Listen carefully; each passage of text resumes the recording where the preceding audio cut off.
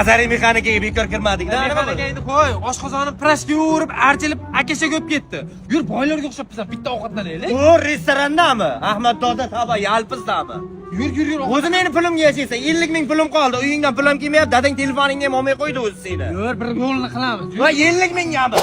Nodir bekor kirdikda remontlarni qara qimmatga o'xshaydi. Kamida 100 dollar ketadi. Demak, tush o'zim hal qilaman. Assalomu alaykum, Ahmad Doda Tabaga xush kelibsizlar. Chinim bizga zo'r dasturxon qilib bering, jam bo'lib 50 ming so'm bo'lsa, 50 ming pulimiz bor. Mana qizni oldi 50 ming deysan. 50 ming studentmisizlar? Hech xijolat bo'lmanglar, o'tirib tursanglar, men hozir olib kelaman. 50 mingga qanaqa ovqat berasiz? 50 mingga sizlarga mana non, choy, sous tabasi bilan maza qilib ovqatlar. Ustimizdan kulyapti, ko'rdingmi?